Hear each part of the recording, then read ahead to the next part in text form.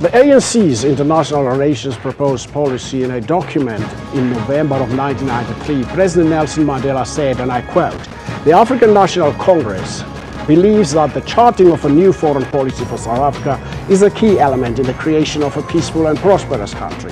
Apartheid corroded the very essence of life in South Africa. This is why the country's emerging political leaders are challenged to build a nation in which all peoples, irrespective of race, color, creed, or religion, or sex, can assert their full human worth. After apartheid, our people deserve nothing less than the right to life, liberty, and the pursuit of happiness." Close quote.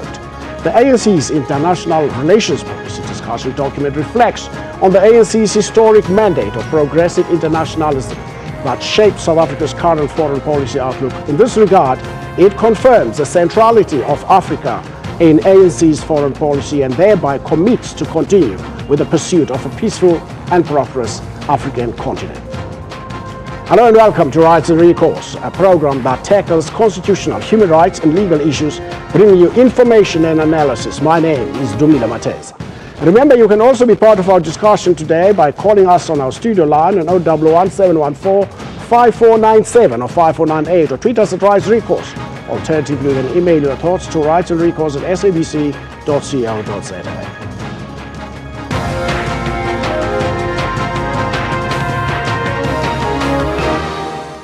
And to discuss today's topic, we are joined in the studio by the chairperson of the International Relations Subcommittee, the Honourable Minister of Environmental Affairs, Ms. Edna Molewa, and Professor John Stremlau from Wits University's International Affairs Department. Ladies and gentlemen, good afternoon and welcome to Rights and Recourse.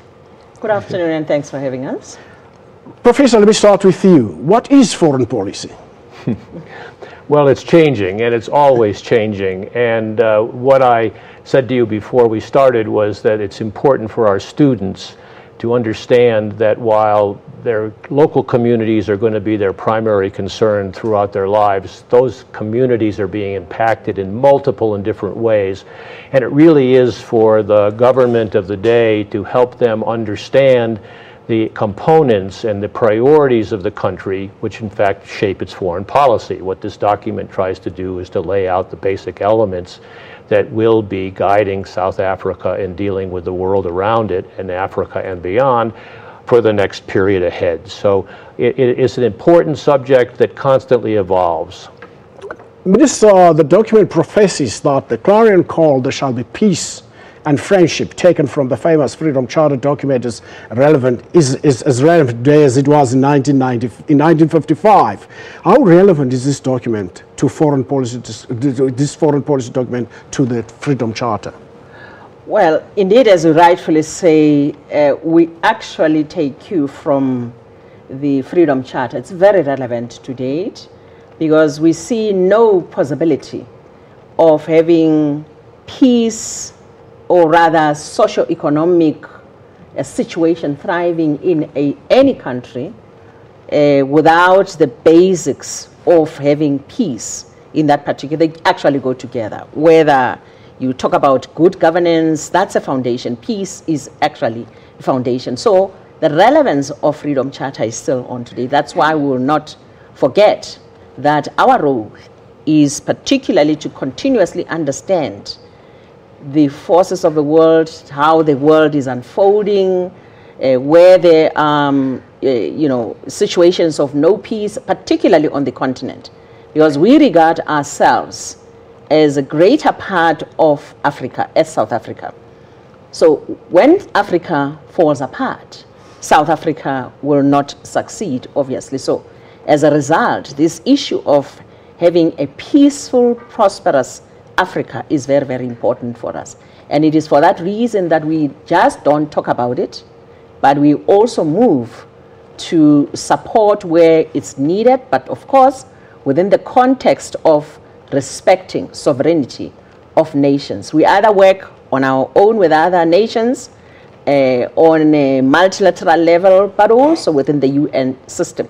Currently, we are participating in some 14 interventions on the continent where there are, not so peaceful situations, because we regard that as very, very important, fundamental for prosperity on the continent. So those missions where we are participating are intended to ensure that the people themselves of those particular countries find peaceful solutions, because we can come in anytime, or anybody can come from an external anytime and try to spell out what must be done, and it may not work. So in a situation, for instance, like in the famous Sudan case, where we have had President al-Bashir being accused of atrocities as it was, right now as we speak, the country is actually finding itself, and already even the US itself is beginning to lift some of the embargoes. That's what we mean when we talk about facilitation of peace and a country moving towards thriving and moving towards prosperity. Looking at the document, what are the pertinent issues that are discussed in the document?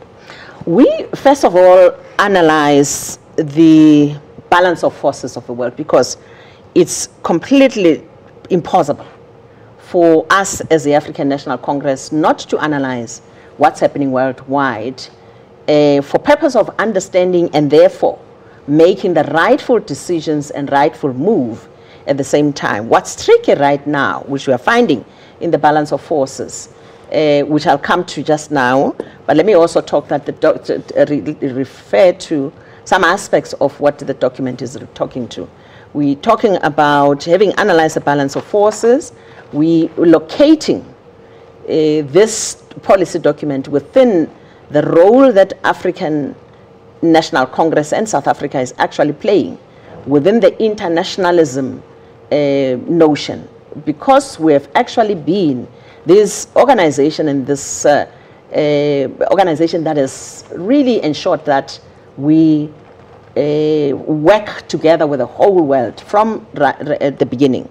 We're also looking at the African continent, strengthening Africa itself. We are looking at the solidarity movement establishment, because it's necessary that we have to work with forces of the world that are progressive as well.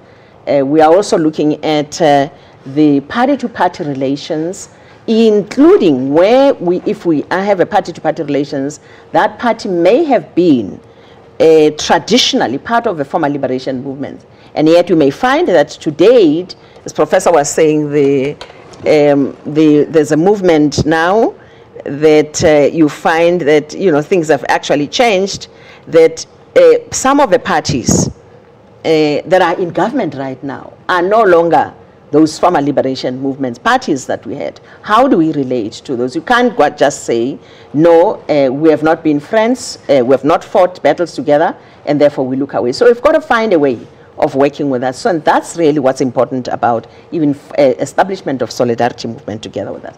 We are looking at other countries where the emergence, I'm going back to the balance of forces. US issue, emergence of another kind of a government that's not quite as democratic as we have known the United Nations to be, some elements of racism as well, some elements of doing things inward looking as well, no multilateralism moving forward, looking at that kind of a picture.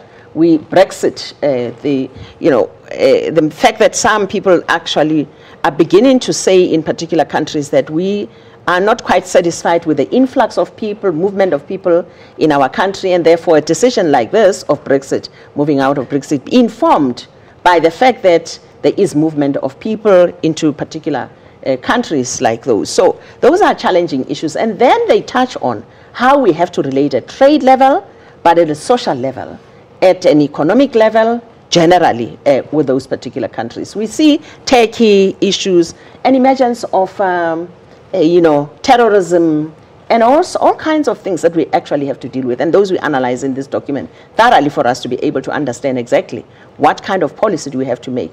All we're saying now is that the sand is shifting. It's quite sandy, and it's shifting all the time. So we've got to be on the alert and be moving and be ready to make decisions as and when we move.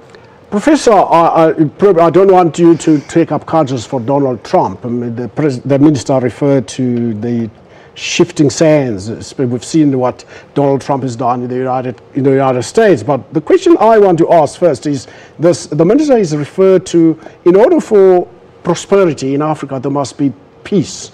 in this part of the world. But which goes to a question I posed earlier. Democracy is not just voting every 5 years. No, democracy is not voting every 5 years, but I think you're on to an extraordinarily important subject, and I'm glad you raised it at the outset, and Minister Molewa is talking about the importance of what's happening in Africa. Because for foreign policy, traditionally it was interstate only. But actually, African states are pretty much at peace with one another. Where the conflicts occur are within those states. This challenges the African leaders to come up with new norms, institutions, and resolve to prevent and resolve conflicts within countries, not just between them. That's very, very difficult to do. In other words, what you're saying, Prof, is the conflict is not between another country and another country. Right. The conflict is within one country, and like in the DRC. Especially the DRC, but all of the countries mentioned in this document of concern in Africa, where South Africa has taken a role, whether it's Madagascar or Cote d'Ivoire or Burundi or DRC, these are all largely internal conflicts. Now, the African Union today, the term of art is, it's not indifferent to the internal affairs of member states, but at the same time, how do you get inside those politics and play a constructive role? What the Constitutive Act represents, and South Africa's leadership in forming the AU was absolutely critical, and I would love to see South Africa continue to play and reassert that role on the continent, if it can do it, Minister. Because if you have human rights abuses, they're tomorrow's refugees. If you're concerned about xenophobia within your communities, think hard about what is driving the forced migration of people, whether from Somalia or Zimbabwe or DRC or any place else. I think what is so exciting about the international relations in Africa is that with some leadership, as Thabo Mbeki in South Africa, with Bouteflika and Obasanjo back in the last decade we're showing, you can get a consensus around new norms, which the African Union represents, which does compel or mandate all states to have periodic elections. We know those elections often aren't as honest and straightforward as they should be, but just having them on record, then having a South African, Pan-African NGO like the Electoral Institute for Sustainable Democracy in Africa come along and say, we will provide technical assistance in an MOU with the AU. This is frontier international relations, frontier foreign policy. And it shows that, in fact, in today's world, those old sovereign barriers are giving way to more human-centric human rights concerns. South Africa was the pioneer in getting human rights abuse under apartheid to be a threat to international peace and security in the UN. So South Africa has a reservoir of soft power in this area, which seems to me to be one of the country's greatest assets. How you reassert that leadership, and I again have to come back to President Thabo Mbeki's role in the African Renaissance. That was a way to get people to sort of at least talk to one another about what their obligations were, not just their rights. Minister, the professor touched on it, and there's a view that is being espoused, that is being peddled, that the ANC has moved away from the human rights that President Nelson Mandela was talking about, that should drive your foreign policy. I'm not sure how will that ever possibly happen. Why am I saying so is because it is the African National Congress that has ensured that this issue of human rights is not just spoken about, is not just respected, but it's enshrined in the constitution of our country. Number one, law. In the first instance, there has not been any thought of doing away with Chapter 2 of our Constitution, which actually contains all human rights. And they are there, they will continue to be implemented. What I think people are talking about, which we really need to get to, clarify two things. We hear that people are saying, you South Africans, in the Human Rights Commission, the UN one, you voted differently on the matter of the LGBT rights. Yes, I think there has been a misunderstanding which we need to clarify. What was at issue there was never about the rise of the LGBTs, as it were, but it is about a rapporteur. And the mechanism that that rapporteur had to actually move into any country and deal with issues of investigation and so forth and come out and report. So that was the issue that was at discussion. And South Africa proposed a different way of doing things instead of the mechanism that was proposed. Unfortunately, parties were not in agreement with South Africa, and as a result, we couldn't see ourselves voting either or being on this. So we decided to abstain. That abstention is what people say we are moving away from human rights. No. Back home here, those rights are enshrined here. We respect them every day. We protect those people every day with their rights here. Secondly, the issue of that we are talking about is a case of the former President al-Bashir. We do not want to see any impunity. And as a result, we are saying, even that decision of ours of possibly moving out of the ICC withdrawal, it's not based on the fact that we promote impunity. We are saying that resolution says go and strengthen the African instruments. Because we have seen that justice at international level at the ICC is a different kind of justice. And this different kind of justice is very amazing. So we want justice that is justice as justice can be. Strengthen these institutions, and therefore, that we are doing, we are processing that. Ensure that we move together with the Africans on this matter. Ensure that if we can, get some amendments on the ICC, that's the statutes that actually give immunity to some of the people, especially if the meeting is not yours. So that process does not mean that it's movement out of human rights. We do want, and we're still very committed to human rights. By the way, Minister, I'm coming to you, Prof. Where are we with this issue of the withdrawal from the ICC? We are, as I was saying earlier on, that reminding people that this is actually a National General Council decision. We have not had another General Council decision, nor have we had a decision of a conference. The only withdrawal of the decision and review of the decision can be done by those two structures. So the fact that it still has not been reviewed and being seen otherwise, it still stands. So the withdrawal is still standing with those discussions or those matters that I've alluded to now that we have to attend to as well. So at Parliament level and in government, what the court said is judged against our government is about the procedure, how we did it. That the fact that there was no approach to Parliament first for Parliament to discuss it and agree before a letter is written. So it's a procedural issue. It doesn't talk about the substance of withdrawal or not. Professor, the Minister made reference to some of the things that are happening in the United States, foreign policy to be a little bit racist. The withdrawal from the Paris Agreement. Everybody is worried about the environment. And luckily we sit with the Minister for Environment. And what does it mean for the world if the Americans are pulling out? Probably you can also answer the other one the Minister referred to, that is the Americans not signing the Rome Statute. As a result, they cannot be arrested. They don't even want to wear the blue hard caps of the United Nations.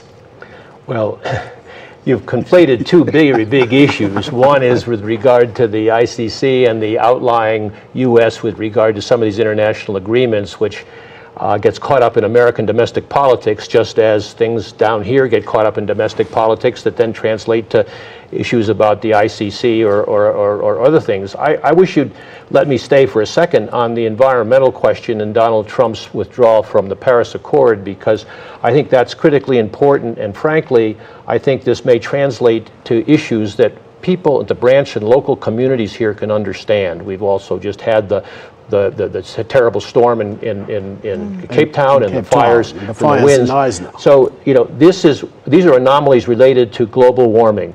We know from what South African climatologists, Mary and Bob Scholes and Bill Lucas have told us, that the global warming is happening faster here, twice as fast as the global mean.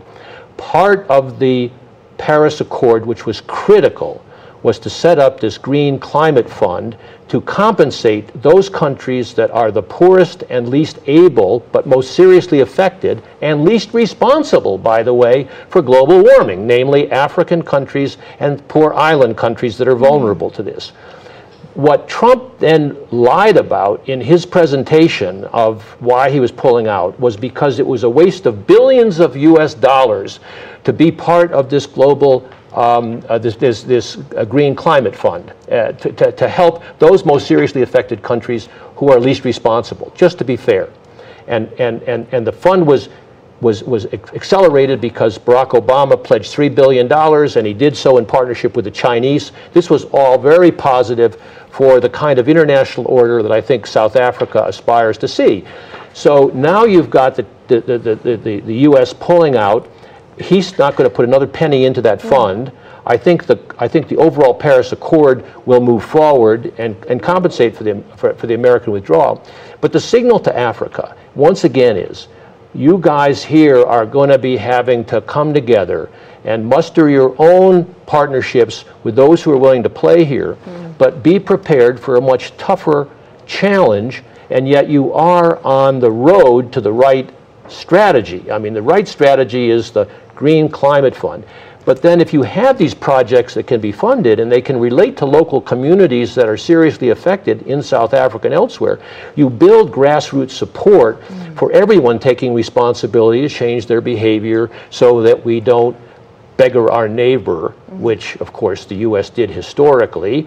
It's no longer the biggest polluter, but it's historically the greatest polluter. China is moved to the first place, but China's doing something about it. China's showing a responsiveness. So if you're going to partner with China, forget the Americans and partner with China and with the Europeans and with others and the Latin Americans, but keep focused on how we alleviate the difficulties facing Africa.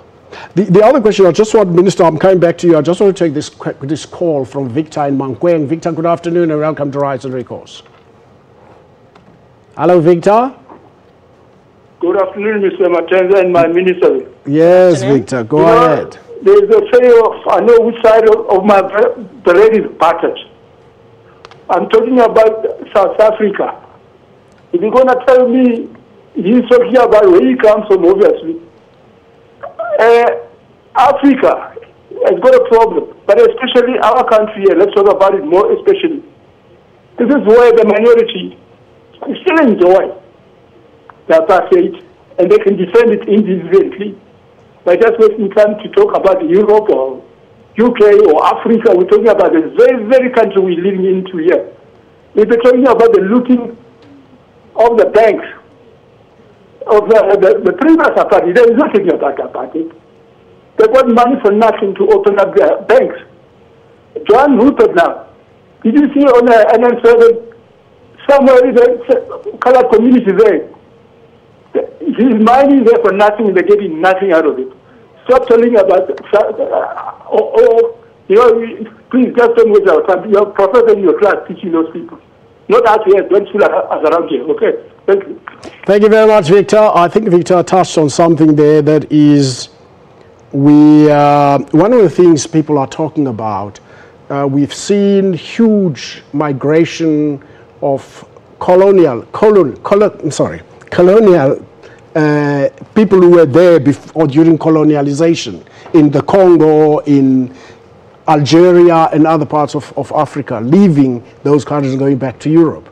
And somebody said that is the biggest problem for Africa, because those people left with intellectual property that should be staying there. I agree completely, and I'm sure the minister does as well.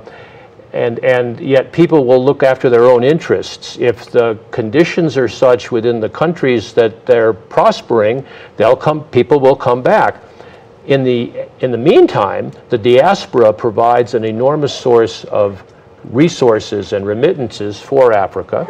And if you can build bridges between these communities, then their political importance, say in the United States, where the African American community can be a brake, perhaps, along with many others, on Donald Trump's extreme behavior, and hold up the rule of law as essential for all citizens, that's probably a good. So it is a more complicated picture, but it's one that I think relates again to the sense of obligations. I hope we'll have a little time to talk about the obligations to try to stem these illicit financial flows that are pouring out of Africa at $70 billion a year. I think Victor referred to that too. Yeah, well, exactly. And it's very important to point out, as the high-level panel that President Mbeki, former President Mbeki, has just chaired, it delivered this track it, stop it, get it, 14 recommendations. But the recommendations are actually very relevant for domestic opinion that may be impatient with companies that are under a mispricing and getting money offshore that they shouldn't be doing. That deprives us of tax dollars. The people who put this together estimate that over the last 20th century, more money left Africa through illicit financial flows than came to Africa and all the development assistance the continent has received. This is a win-win for everybody. The AU is seized with it, the UN is seized with it. Maybe it should feature a little more prominently, I know it's an economic issue, in this policy paper. Oh yes, let's take this call from Gloria in Cape Town. Gloria, good afternoon and welcome to Rise and Recourse. Remember, we're talking the ANC's international relations policy document here today. Hello, Gloria. Yeah, I'm listening. Okay. Yes, Gloria. Good afternoon to you, sir, and good afternoon to your panel. Thank you very much. I have a message for the ANC. Can I go ahead? Go ahead, as long as it deals with the issues we are dealing with. Gloria, are you there? No, well, I just want to say the ANC has been in power for 23 years. Yes. You have so much problems and mismanagement. So leave Helen Zille alone. Oh, thank you, Gloria. Thank you very much. Thank you very much. Minister, I thought I should cut Gloria off. I'm sorry for being, Gloria, I'm sorry for being rude, but I thought I should cut you off. That's not what we're talking about today. Yeah. There is a view, Minister, that South Africa could lay claim to a United Nations Security Council seat as a founder member. And it is South Africa who has not pushed to take up that seat because South Africa doesn't want to be seen to be walking ahead of other African nations who also want that seat. One of the things that I didn't talk about earlier on is that we are talking about in this document, policy document, is the reform of the institutions, global institutions, particularly the United Nations Security Council. Particularly the Security Council. Now, remember that South Africa has been a non-permanent member on 2 occasions in the past. We have what we call a Zulwini consensus, which really does suggest that, spell out, not suggest, that there is going to be a need for other African countries also representing the African continent, or rather sitting on the UN Security Council as agreed to in the Zulwini consensus. So we do respect that Zulwini consensus. It is for that reason that it will not always be self-centered, because remember, in this document, we are talking about South Africa being part of Africa, not working for Africa and being a big brother-like kind of, but working with Africa. This is why we want to strengthen that. So part of other countries that are bidding for becoming non-permanent members, we would obviously look and support those, whether they are on the continent or outside. So we have had our participation. That's why even at this point in time, even in the past, we didn't submit. We recognize the fact that the Zulwini consensus does exist, and we will deal with that. And should stick to it. Yes, we should stick to it. Let me just come very quickly, if I may, if you let me, to the issue that has been raised about the illicit financial flows. Just to highlight that, indeed, like Professor has said, the issues of, and as our caller Victor said, that pertains to how transformation in our economy as South Africa, ensuring that the majority of this country, people of this country who do not have, also benefit and get what actually belongs to them, which they are part of. Those matters are very elaborately dealt with under the Economic Transformation Subcommittee. And I think that Victor can actually look at those documents and several others. In this document, the issues of illicit financial flows are very relevant, as much as they are relevant to the Economic Transformation Subcommittee. And we then say in this document, we are strengthening the economic diplomacy. And economic diplomacy doesn't have to be just by it happening to us. It's got to be well structured, led by Department of International Relations and Cooperation, and our ambassadors must be trained in order for them to actually ensure that we drive the national interest of South Africa and what is needed for us economically, how to trade, what to do with other countries of the world. And very much so, I think this issue of illicit financial flows is very important, because had we not been focusing on Africa, the approach could have been just alone, South Africa alone, looking at illicit financial flows. Now, this document that the professor has talks about the whole Africa, and it's billions and billions of US dollars that are flowing out of the African continent. And as a result, it's important, therefore, that the AU, which Professor spoke to, really does have to grow teeth and really work harder on ensuring that we get this money back into the continent, which we so direly need for our own development. There's something else, Professor. The Minister touched on it, that is to do with the Security Council. I've always raised this issue when I discuss the ICC issues around the ICC. Why should the Security Council, which has 3 members who are not signatories to the Rome Statute, have the right to refer countries to the ICC?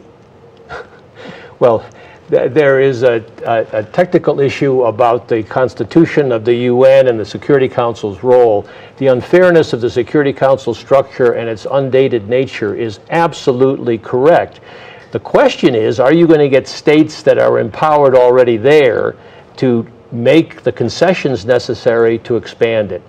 I commend the work of the Institute for Security Studies in Pretoria. They've been through 5 long iterations of alternative scenarios for reforming the Security Council. I don't think I'll see it in my lifetime. I frankly didn't think I'd see the end of apartheid in my lifetime, so I'm glad to be proven wrong again. However, in the short term, I think the emphasis on Africans coming together and deciding how they want to deal with an issue like illicit financial flows, which affect all of them, $70 billion lost a year estimated in conservative terms, because the governments can act in concert on this. They have, under the high-level panel, brought the UN and ECA, the Economic Commission for Africa, the UN's institution, and the African Union together. This is a great building block for collective action, and also I think the kind of division of labor within the international structures would be a good way for South Africans to lead the conversation within the African community about how do we relate to a revitalized EU, perhaps, after Brexit, with the Latins. You know, an Assistant Secretary General is very receptive to African views, and he's from Chile. And Chile is now saying a lot of really interesting things about restructuring the international community. Even the Asians, and I would hope someday the Middle East, could be part of this conversation. But in the near term, let's focus on the problems affecting Africa, like as the minister said, this terrible, I think someone associated with the panel said it's the ugliest chapter in international affairs, slavery, the loss of this money, which is depriving countries of tax dollars, and in which the West is totally complicit, because the U.S. banks and financial institutions love to take other people's money, however it was gotten. Probably Donald Trump, by the way, but that's a whole nother story. The other thing I wanted to, talking about illicit flows of financial flows, as the minister was pointing out, isn't that perhaps the fact that what really causes that is the fact that there is no beneficiation of the minerals that are taken out of Africa, out of the ground? Well, yes, indeed, that is another case. But you see, there are all sorts of problems and hurdles that needs to be crossed at any given stage. There's an issue, what do they call it, Professor? Pricing, I remember that issue. It's mispricing. Yes. It's underpayment or overpayment and then disguised so that you can get the money moved into safe bank accounts. That matter, it's still under discussion. It has to be resolved in South Africa for us to be able to deal with the beneficiation and full beneficiation. South Africa has moved to beneficiation strategy. We have it. There are 10 minerals that have been selected for beneficiation, but this particular matter is standing on the way. And it's got to be resolved as well. Not that we are not doing anything about it, but at government level, there are discussions in the economic sector to actually resolve that part so that we can fully beneficiate. We have started bit in the energy sector. For instance, we are using platinum to do the fuel cells.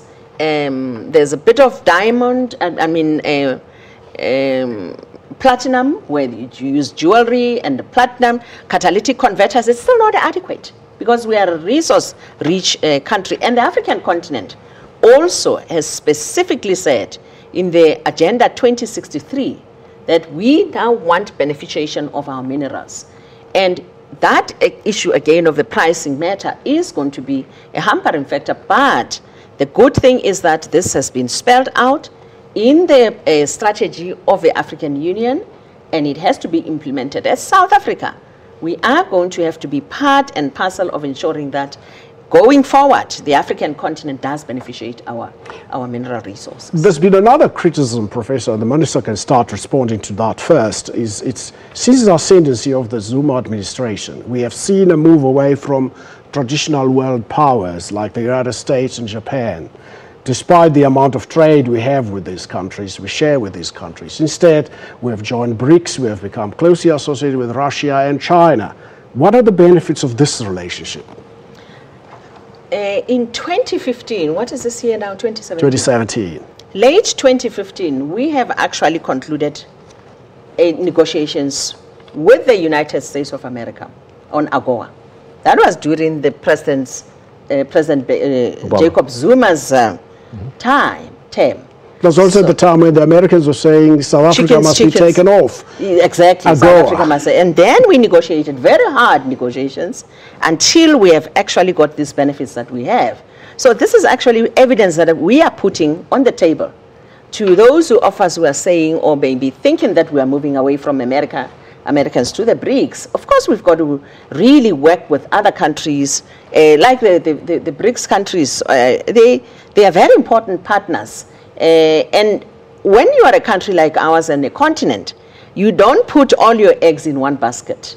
At the same time, by the way, the conclusion of the IPA, that's with the European Union, that agreement of trade was concluded last year, early last year, during this administration. So it's not about this particular administration. It's a continuum of processes and progress that has been made and renegotiation and renegotiation. As we move on, we will obviously find new partners in different ways and on different things. And the emphasis may be laid on what we are doing together with each and every one of those partners as we grow in.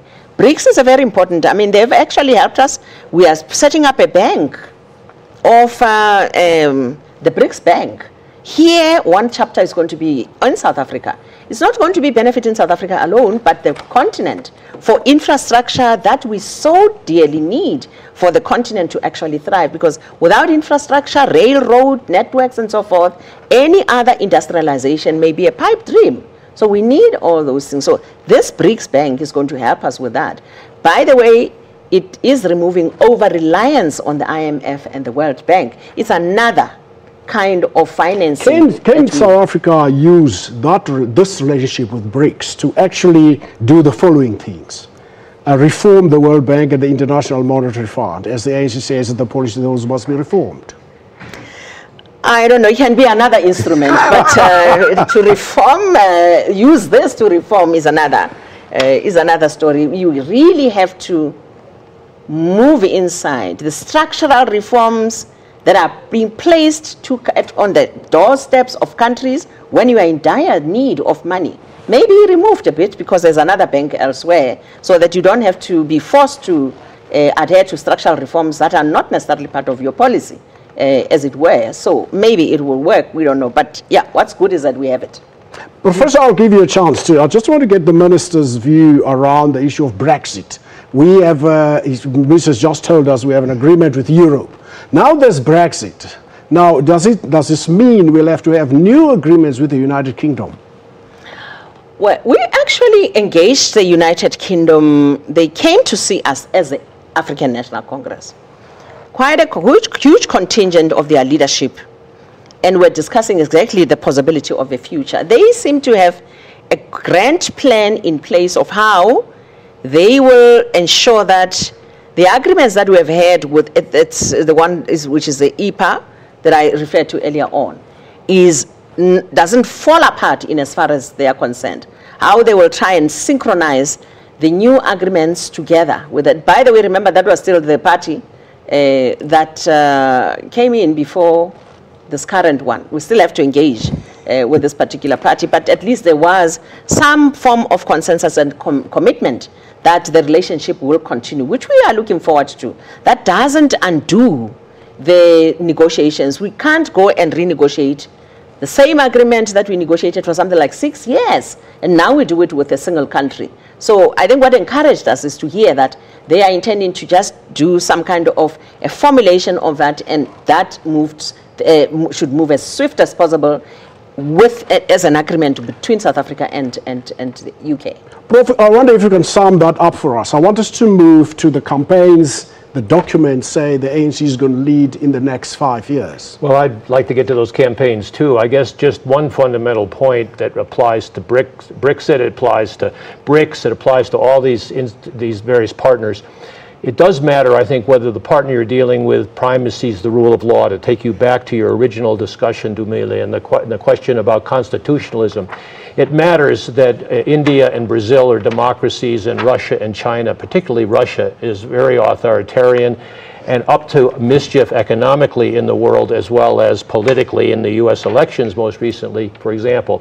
So when you talk about the access to the resources coming out of this country, having transparency and accountability so that you can go to a court and say, I think this is not being done fairly, these companies are not paying their fair share, is terribly, terribly important, because without that safeguard, you'll get a situation like in Nigeria, where after the Civil War, they negotiated very tough with the oil companies, good for them. They got the income directly into the National Oil Corporation, but they didn't have the institutional checks and balances to prevent the loss of $400 billion at least in illicit financial flows out of Nigeria, because the oligarchs took over. The crony capitalists took over. The state capture occurred. I'm worried about state capture in the United States, but I think the institutions ultimately will hold.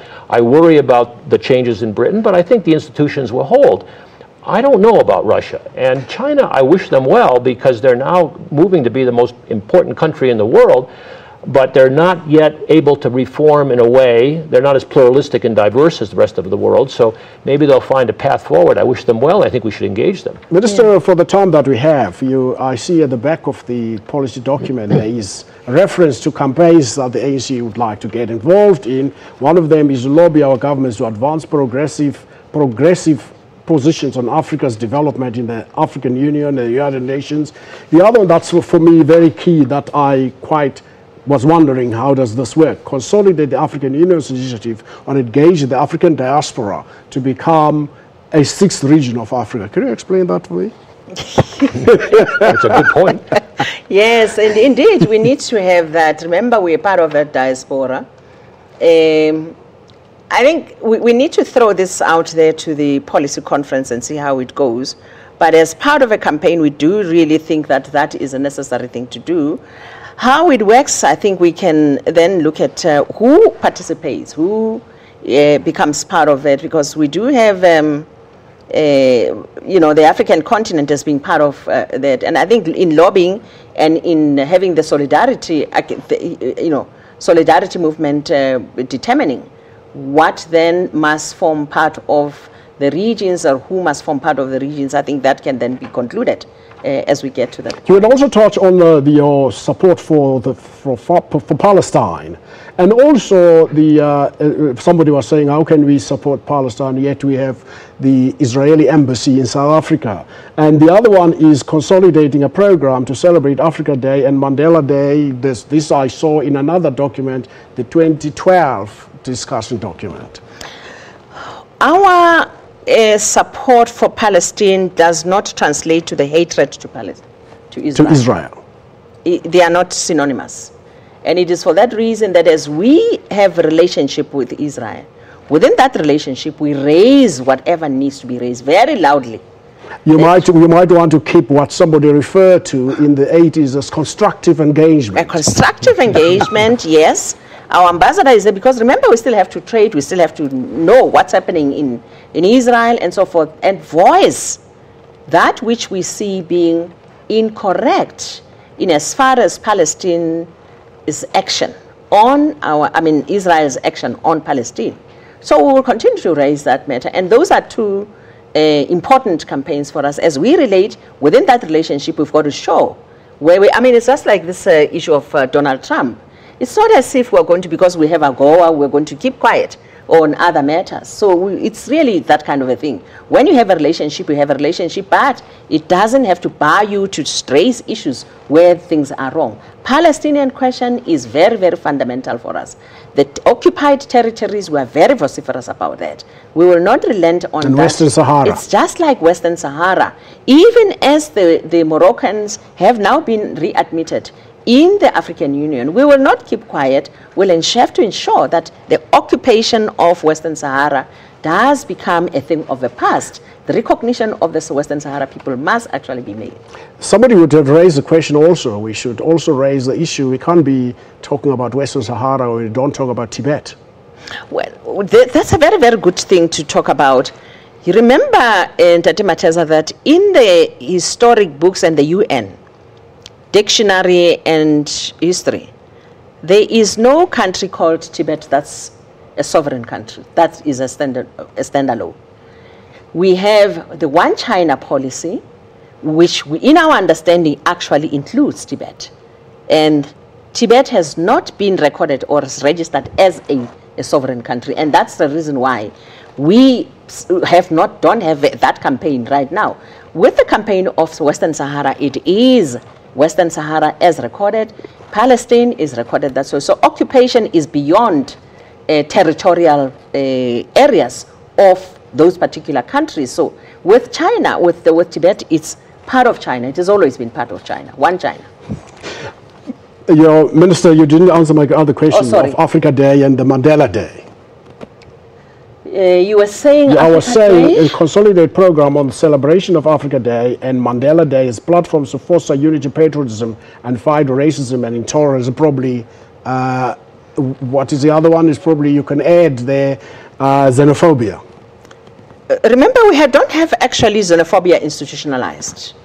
Racism was institutionalized in South Africa. This xenophobia, we've got to guard against being xenophobic as institutionalized. So the issue of xenophobia, that's why as South Africans, whether it's the African National Congress as a party, as an organization, or a government, wherever this thing rears its ugly head, we move to close it because we don't agree it will never ever be institutionalized. The Nelson Mandela Day, yes, has got to be used because that data of ours is actually a symbol of unity, a symbol of human rights, a symbol of internationalism as well, just like Dada Tambo is a symbol of internationalism. So it really does, fit that we use that Mandela Day as part of that. This year we are celebrating the OR Tambo year. Next year we'll be celebrating Tata Nelson Mandela Day. And these are very good icons of ours from the international relations point of view as well. Professor, I was going to come to you to just wrap up what has been said for us, but let's take this call from Joseph from Falkville. Joseph, good afternoon and welcome to Rights and Recourse. Good afternoon, sir. How are you? Fine, thanks. How are you? Thank you, sir. I hear the ministers talking about the relationship with BRICS of everybody. But if you look, if you look what the minister says, they talk nice with the TV, everything there. They have international with Chinese. And when you look, you will see the president of the Africans, they go to the Chinese. They say they give themselves some money, the Africans, to share themselves. But if you look, every project that is run by the country, it's run by the Chinas now. If you look at Paku, they built by Chinas.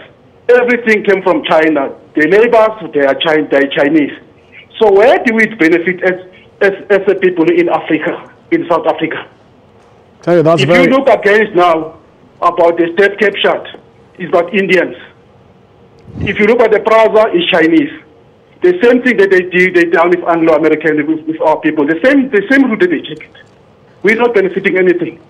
Thank you, George. Let's give the minister an opportunity to respond to the issues that you put on the table. Joseph says, if you look at what is happening, this relationship with BRICS, everything that is happening in South Africa, if something has to be built, it's done by Chinese. Something is done by Chinese. And Chinese, somebody said, in the rest of Africa, don't necessarily create jobs. They bring labor from China. I know where they bring labor, but except in South Africa. Except here, because here we are clear about the amount of labor that can be brought into South Africa. Elsewhere, which we are advising against, by the way, it does happen indeed, but not in South Africa. In South Africa, there's an industrialization program. There's localization and local content. How much of local content can be? And the transference of skills. And the transference of skills. It's all built in the, how it gets monitored down there is an issue. Which we must ensure that our government actually monitors that, so that you don't have a plant, for instance, which we had in Northern Cape somewhere, has got Italians as the engineers and whoever. Much as we are running short of engineers in our country, we need to train. But whilst we are training, there's got to be at least some skills capacity transfer as it would be. So I do really want to say that, Joseph, in Falkville, we really walk in the talk. The issue is that in both policy and in action in South Africa, this is not allowed.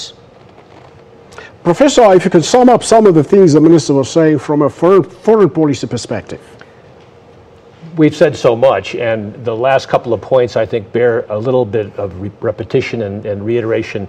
One is on the China front. They're not new colonialists. They are subject to pressure and to negotiation. So Minister is absolutely right. You look them in the eye and you say, you can operate here to mutual advantage, but these are the terms.